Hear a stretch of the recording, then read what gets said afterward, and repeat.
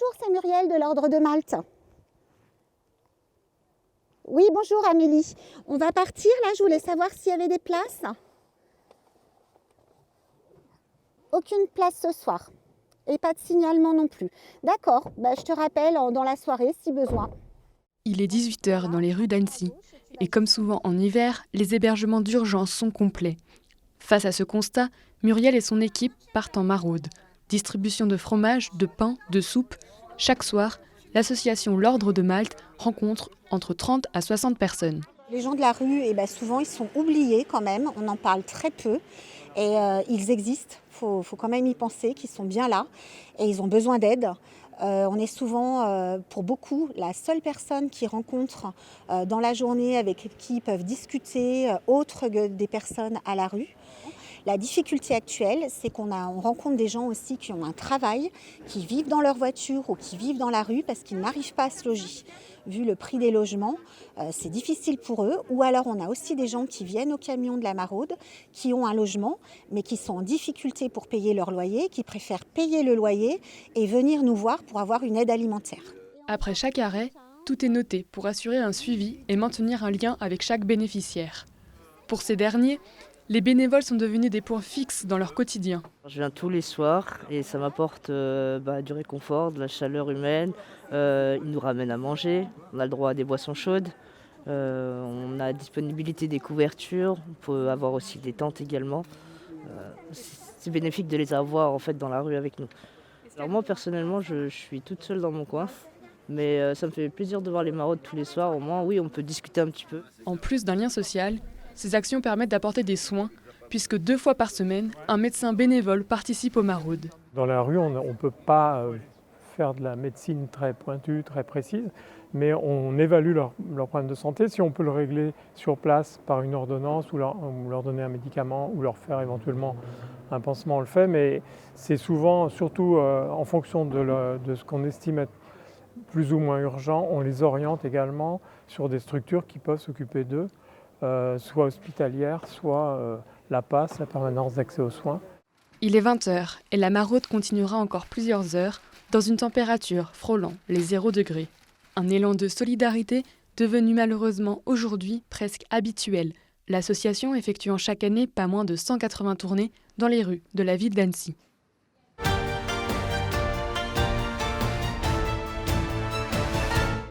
Ici, aucun être vivant ne peut survivre.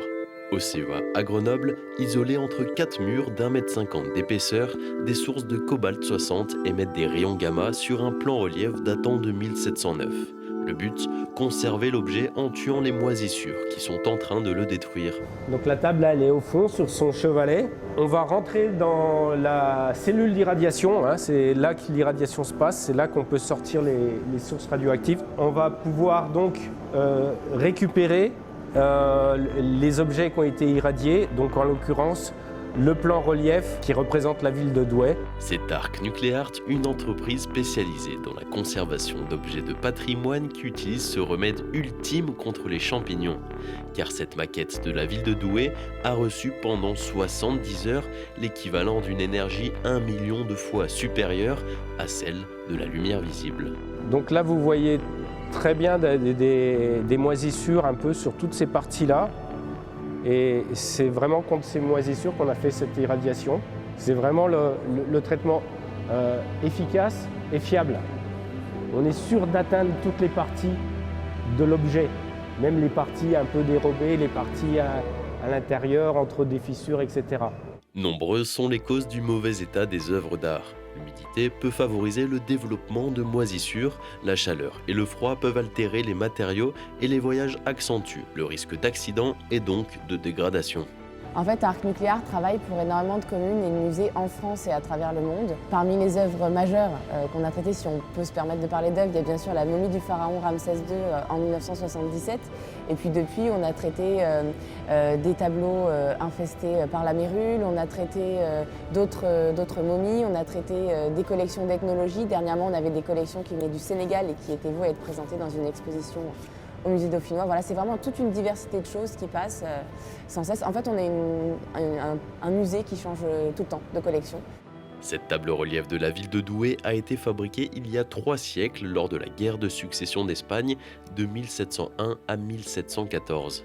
Le plan conservé par Ark Nuclear ne constitue qu'une des 12 sections qui composent la table. Après une restauration pour enlever les moisissures mortes, la maquette sera restituée au musée de la Chartreuse à Douai.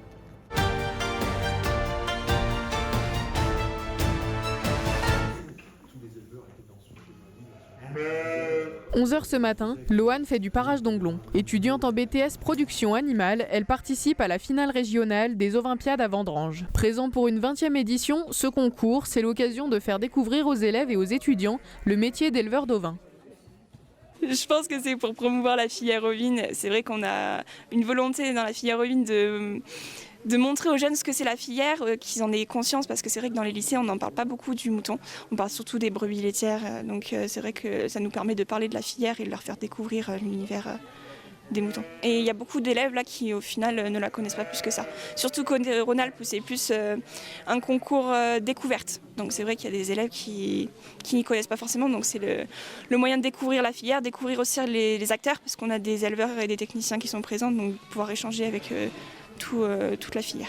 Pour les participants, la journée apporte un vrai plus au cours et crée parfois de vraies vocations. Ça permet d'en apprendre toujours plus. Moi j'en ai appris pas mal dans les moutons parce que mon père n'a pas de moutons. Donc j'en ai appris beaucoup lors des Ovimpiades.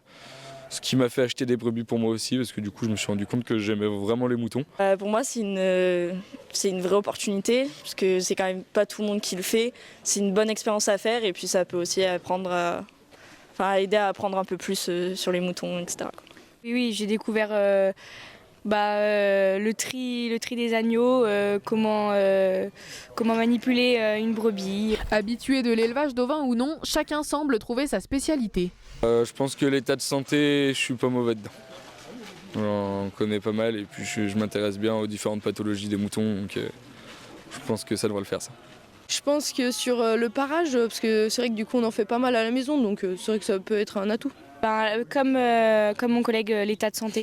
Plus dans le tri, je dirais. Après, au niveau de la santé, j'ai été forte aussi. Prochain rendez-vous le 22 février au Salon de l'Agriculture à Paris, avec les 2 gagnants de la finale régionale pour le concours national.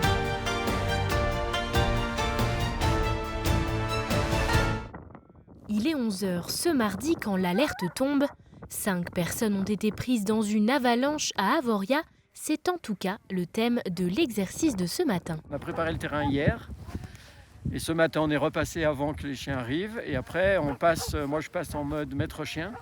Donc on attaque une petite montée en randonnée avec notre chien. Durant 2 jours, tous les pisteurs et maîtres chiens de la Haute-Savoie vont devoir valider cet exercice afin de pouvoir rester opérationnels le mois suivant. C'est ce qu'on appelle le recyclage. Il y en a 5 au cours de l'hiver, 1 tous les mois. Et aujourd'hui, c'est le 2e de la saison. Si l'entraînement n'est pas réussi, que ce soit du côté du maître ou du chien, le binôme est jugé comme indisponible jusqu'au prochain test. On a recréé un terrain avec une dizaine de caches en conditions réelles, avec une météo réelle en prime aujourd'hui. Et on va ensevelir entre guillemets des victimes et les équipes opérationnelles vont passer à 2-3 chiens et découvrir les victimes. Et on va observer le travail du chien et ça leur permet de s'entraîner. C'est les pisteurs secouristes tous de toutes les stations de la Haute-Savoie sur les 4 massifs Mont-Blanc, Aravis, Chablais et Grand Massif. Au total, 18 équipes opérationnelles interviennent sur le département. La moitié s'entraîne ce mardi, l'autre réalisera le même exercice ce mercredi. Et si parmi les chiens, la grande majorité est déjà bien aguerrie, certains sont encore en cours de formation. C'est un jeune chien qui commence sa formation depuis 6 mois, qui a déjà fait toute la partie avec son maître, obéissance, etc. Il a un très bon relationnel, on a pu le voir là aujourd'hui sur un exercice difficile pour lui, c'est sa première fois en neige. Donc on a tenté de le mettre sur quelqu'un d'autre que son maître, ce qu'il connaissait déjà, mais dans un contexte neige qui peut représenter une barrière pour les chiens. C'est surtout de lui apporter beaucoup de satisfaction, beaucoup de récompenses dans l'amusement pour que sa motivation soit décuplée pour passer ces barrières, y compris la neige. Pour faire découvrir les coulisses du sauvetage en montagne au public, un exercice de simulation d'avalanche sera organisé dans la station des Portes du Soleil le samedi 12 janvier de 8h30 à 11h30.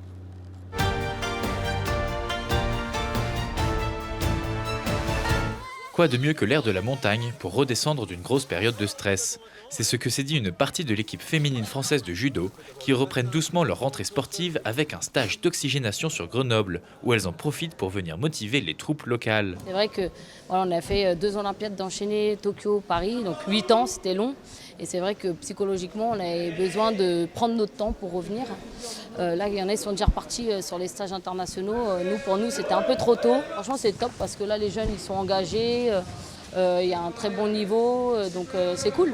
Ces 70 jeunes sont des étudiants sportifs de haut niveau de judo qui s'entraînent tous les jours pour tenter de rejoindre les rangs de leurs idoles de passage. Pour cela, ils vivent pour la plupart à l'internat du lycée Vaucanson qui abrite l'un des 8 pôles France de judo. Eux, ils sont très contents de voir l'équipe olympique. Et en plus, c'est des jeunes filles qui sont très disponibles, donc ça les fait rêver. Et, donc c'est bien, ils ont des étoiles dans les yeux et c'est très positif pour le secteur et pour eux en fait. Chacun y trouve son compte. Je viens de faire un combat avec Blandine Pont, voilà. Ça fait bizarre, mais c'était vraiment trop bien. Après, elle m'a donné plein de conseils et voilà. Au programme de ce stage d'une semaine pour les Olympiennes, raquettes, ski de fond et biathlon au centre nordique d'Autran. Bien au-delà de la détente, l'objectif est de se renforcer physiquement et psychologiquement grâce à des conditions qui sortent de leurs habitudes. Voilà, sur du biathlon, elles vont travailler le cardio parce qu'au niveau du ski de fond, voilà, elles vont devoir se donner un peu et puis d'être capables de faire redescendre et allier à la fois la concentration, la précision sur le tir allongé et debout après par la suite.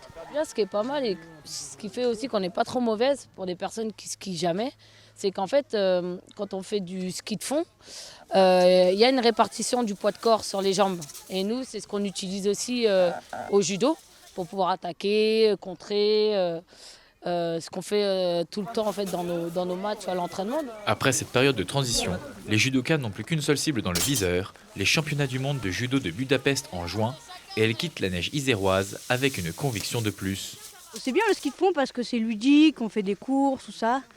Voilà, mais après bon, on sait pourquoi on a choisi le judo, donc voilà. J'aime bien le biathlon, mais non, je préfère le judo. On préfère quand même la chaleur des dojos. Sauf la mort, c'est le seul truc là. Mais tout s'est bien passé. Coralie a 20 ans et vient de terminer sa poire Belle Hélène. Elle a eu 3 heures pour préparer son dessert de restaurant afin de représenter la région centre-est au championnat de France de dessert. Donc ils ont 3 heures pour faire 10 assiettes identiques. Ils partent de l'ingrédient pur. Pas mélangé, il part du fruit, du légume, pas épluché, et toutes les préparations doivent être faites sur place. Et là on est au moment des envois, donc toutes les 7 minutes, le jury de dégustation va découvrir les assiettes, et donc c'est pour ça qu'ils doivent envoyer parfaitement à l'heure, parce qu'on a des glaces, on a des préparations chaudes, froides, et donc c'est un mélange très savant pour qu'un dessert arrive exactement comme à l'entraînement. Son dessert, elle le connaît par cœur, comme les 6 autres candidats, et l'étudiante doit respecter à la lettre le dossier envoyé au concours. C'est jouer sur les températures, jouer sur les textures, donc ça c'est important, comme on peut le faire en boutique, et puis avoir des goûts francs en fait. Le plus important, c'est que quand le jury a dégusté, on va dire, ou un client qui déguste un dessert, que ce soit dans une boutique ou dans un restaurant, c'est qu'il sache qu'il arrive à reconnaître les parfums de ce qu'il vient de déguster, en fait. Ça, c'est donc la franchise des saveurs. Hygiène, technique, originalité, le meilleur ouvrier de France est accompagné d'experts pour juger la préparation des candidats. Puis place au jury, des personnes de la vie courante, mais aussi des professeurs sélectionnés. Et Coralie, en plus d'être à l'heure, marque des points au goût. Intéressant, audacieux, mettre du piment c'est jamais facile. Moi personnellement j'aime bien.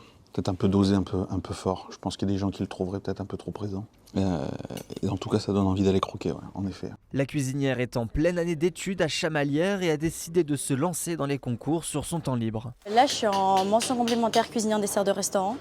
Et en fait, c'est une année où j'ai quasiment pas de cours. J'ai à peu près une vingtaine d'heures par semaine. Et j'aurais aimé travailler, mais en fait, j'aurais aimé avoir quelque chose de constant pour le travail.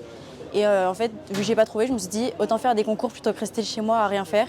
Elle finit première et la finale des championnats de France se passera à Rennes les 2 et 3 avril prochains. Ce n'est pas un, mais 2 desserts différents qu'ils devront préparer en 4h50.